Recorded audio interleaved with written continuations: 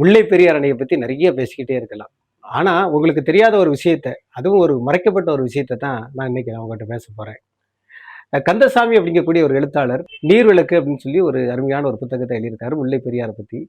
அந்த புத்தகத்து ஆசிரியருக்கு நிகழ்ந்த ஒரு கொடுமையான சம்பவத்த தான் நான் அப்புறம் உங்ககிட்ட பேச போறேன். ஏன்னா, அந்த காலத்துல பார்த்தீங்க அப்படின்னு சொன்னா, 1887ல இந்த அணைய கட்டணும் அப்படின்னு பென்னிக்விக் அவர்கள் வந்து ரொம்ப கஷ்டப்பட்டு அந்த அணைகளை கட்டுவதற்காக கரடுமுரடான பாதையில கிட்டத்தட்ட இப்ப கோடை ரோடுன்னு சொல்லக்கூடிய இந்த இடத்துல இருந்து மேட்டு பகுதிக்கு ரொம்பவும் கஷ்டப்பட்டு காட்டுப்பகுதிக்கு காடுகள் நிறைந்த இடம், மருகங்கள் நிறைந்த இடம், பல உயிர்களை பலி கொடுத்து அந்த அணைகளை கட்டும்போது திடீர்னு வந்து வெள்ளப்பெருக்கு வந்துருது. அந்த அணைகள கட்டெல்லாம் அடித்துட்டு போயிருது. அடித்துட்டு போன பிறகு பார்த்தீங்கன்னா, திரும்ப அணைய கட்டணும் அப்படின்னு பார்த்தா, நம்ம நாட்டுல ஒரு பெரிய பஞ்சம் வருது. அதனால ஆங்கில அரசு வந்து இனிமேல் இந்த அணைய கட்ட முடியாதுன்னு கை விரிக்குது.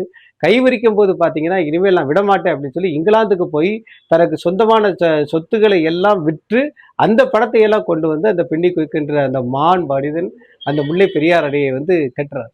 கட்டி முடிச்சு அதை வந்து திறப்பு விழா காண்றாரு. திறப்பு விழா கண்டு இன்னைக்கு வந்து முல்லை பெரியார் அப்படின்னா, நம்ம ஒரு பெரிய அளவுல இன்னைக்கு நம்ம பேசக்கூடிய ஒரு அணையாகவும், வணங்கக்கூடிய ஒரு தெய்வமா பென்னிக்விக் இருக்கிறார். இவரை பத்தி வரலாறு எழுதின கந்தசுவாமி ஐயா வந்து ஒரு தடவை அங்க போய் ஒரு கலவை மிஷினை பார்க்குறாரு. கலவை இயந்திரம். அதாவது பார்த்தீங்கன்னா, அந்த முழுக்க முழுக்க அந்த காட்டுக்குள் கட்டப்பட்ட அந்த அணைக்கட்டு பூராமே ஒரு இயந்திரத்தால கட்டப்பட்டது. அந்த இயந்திரக்காடு கலவை மிஷின். இப்ப கலவை மிஷின் வர்றதுக்கு முன்னால இங்கிலாந்துல இருந்து ஒரு கலவை மிஷினை கொண்டு வந்திருக்கிறாங்க.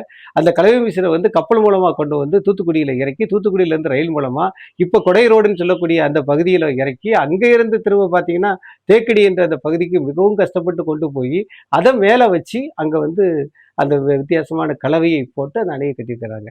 அந்த மிஷின் ஒண்ணு ரொம்ப நாளாவே அங்க கிடந்திருக்கு. நம்ம ஐயா கூட அங்க போகும்போது அந்த மிஷினை பார்த்துருக்கிறாப்புல. அதை பார்த்த உடனே எந்த அளவுக்கு பென்னிக்விக் அவர்கள் பயன்படுத்திய பொருள்களை எல்லாம் நம்ம பட்டியலிட்டு வச்சிருக்கிறோமோ, அதே மாதிரி இந்த பொருளையும் அதை வந்து நம்ம பட்டியலிட்டு வச்சிரணும் அப்படின்னு சொல்லி அவர் வந்து அடிக்கடி அதிகாரிகள் கூட தொடர்பு கொண்டு கடிதங்கள் போட்டு அதை பேசிக்கிட்டே இருக்காரு. ஆனா திடீர்னு ஒரு இடம் தகவல் உரிமை சட்டத்துல போய் அவர் வந்து தேடுறாரு இந்த மிஷின் எங்க இருக்குன்ட்டு. இருந்த இடத்துல அந்த மிஷினை காணும். அப்ப தகவல் உரிமை சட்டத்துல அவர் கேட்கும்போது சொல்றாங்க, இந்த மிஷினை வந்து நாங்க பழைய விலைக்கு போட்டுட்டோம், பழைய இரும்பு கடைக்கு போட்டுட்டோம், இதை வித்துட்டோம் அப்படின்னு சொல்லிட்டாங்க. எவ்வளவு பெரிய வேதனையான ஒரு விஷயம் பார்த்தீங்களா? அதாவது நம்ம ஒரு அணை கட்டுவதற்காக தன்னை சொத்தை பூரா இங்கிலாந்துல போய் வித்துட்டு வந்து அந்த சொத்தை வந்து இங்க கொண்டு நம்ம அணையா சேர்த்து வச்சக்கூடிய அந்த மகான் கொண்டு வந்த ஒரு கலவை இயந்திரத்தை நம்ம வந்து நினைவு சின்னமா வைக்காம அதை பழைய இரும்பு கடைக்கு போட்டுட்டோம் அப்படின்னு சொல்ற இந்த அதிகாரிகளோட போக்கு மனசை வந்து ரொம்ப நோகுவதாக இருக்கிறது. கந்தசாமி ஐயா வந்து இதை வேதனையாக வந்து முகநூலில் பதிவிட்டு இருக்கிறாங்க. இந்த இடத்தையும் நம்ம கண்டுபிடிக்க முடியுமா? இந்த இதை நம்ம உருவாக்க முடியுமா? இந்த மாதிரி பொறுப்பற்ற அதிகாரிகளுக்கு நம்ம என்ன தண்டனை கொடுக்கலாம்? நீங்க வந்து கமெண்ட்ல சொல்லலாம்.